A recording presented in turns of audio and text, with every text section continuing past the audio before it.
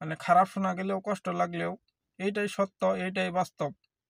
বর্তমানে আমাদের নিজ দেশের মানুষ, আমাদের বাংলাদেশি মানুষের জন্য গলার কাটা হয়ে গেছে সৌদি আরবে। আসসালামু আলাইকুম রহমতুল্লাহ।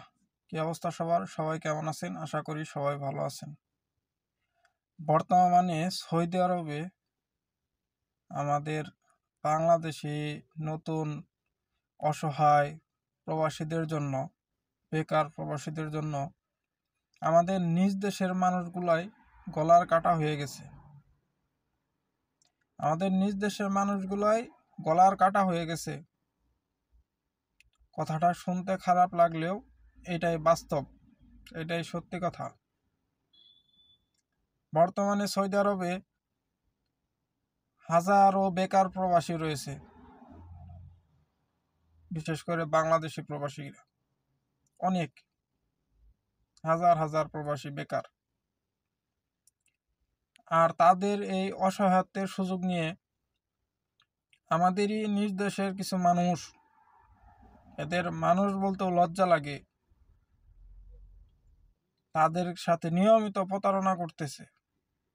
নিয়মিত কাজের কথা বলে তারা টাকা নিতেছে, টাকা নিয়ে তাদের হয়রানি করতেছে, কাজ দিতেছে না।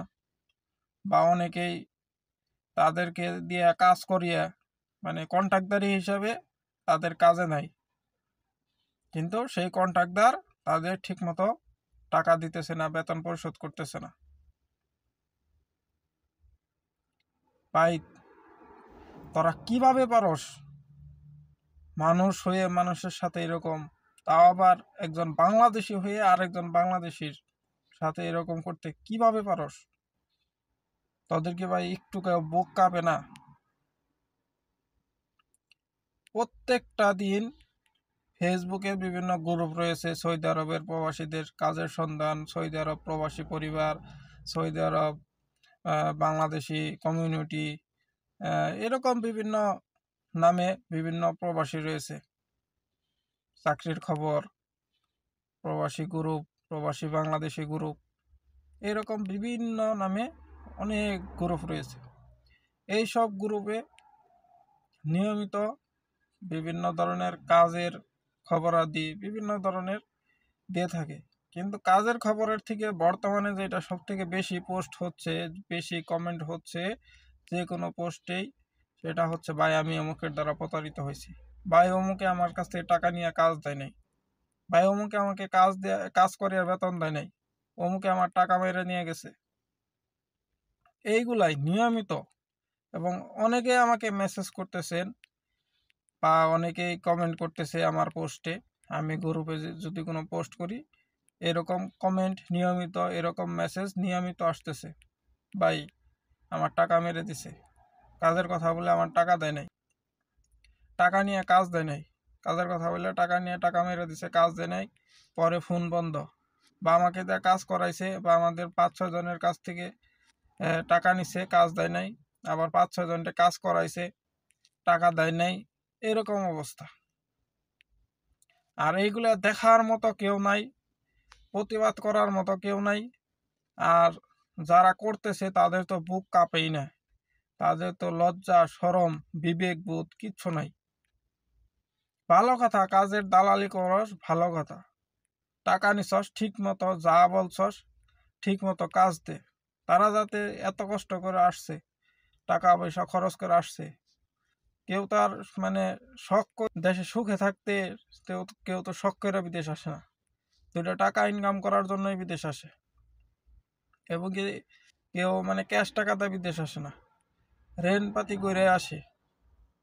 তো তাদের এমনিতে ঋণ পাতি কইরা ঘর বাড়ি বন্ধক রেখা, জমি জমা বন্ধক রেখা বিদেশ আইসা এমনিতেই তারা অসহায়।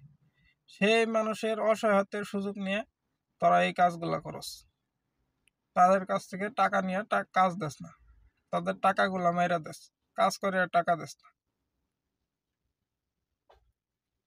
তো আমি আর আগেও এই দালাল গনিয়া বিভিন্ন ভিডিও বানাইছি, এই কারণে আমার ইয়ার একটা পেজ মোটামুটি ভালোই গ্রোথ হয়েছিল, সেই পেজটা খাইয়া দিছে। তো কি করবো, ভিডিও না বানিয়েও তো উপায় পাই না, মায়া লাগে, কষ্ট লাগে, কারণ আমি নিজেও প্রতারণার শিকার হয়েছি। আমি বুঝি। আমারও অনেক টাকা অনেকজনে মেরে দিছে এই সৌদি আরবে। অনেক মানবতার ফেরিওয়ালা আছে, তারা মানে সাধু সাইজা মানুষের সাথে প্রতারণা করে, মানুষের টাকা মেরে দেয়। বর্তমানে এই কারণে আমি বলতেছি ভাই, কথা মানে খারাপ শোনা গেলেও কষ্ট লাগলেও এইটাই সত্য, এইটাই বাস্তব। বর্তমানে আমাদের নিজ দেশের মানুষ, আমাদের বাংলাদেশি মানুষের জন্য গলার কাটা হয়ে গেছে সৌদি আরবে। তারাই নিজ দেশের মানুষের ক্ষতি করতেছে নিয়মিত। আল্লাহ তাদের হেদায়েত দান করুক, এবং সবাই একটু সাবধানে থাকবেন। সচরাচর কাউকে টাকা টোকা দিবেন না, এবং সবাই ভিডিওটি শেয়ার করে দিবেন ইনশাল্লাহ। তো সবাইকে আল্লাহ ভালো রাখুক, সুস্থ রাখুক, সবাইকে বিপদ আপদ বালা মুসিবত থেকে হেফাজত রাখুক। সবার জন্য দোয়া করে ভিডিওটি এখানে শেষ করছি। আল্লাহ হাফেজ। আসসালামু আলাইকুম রহমতুল্লাহ।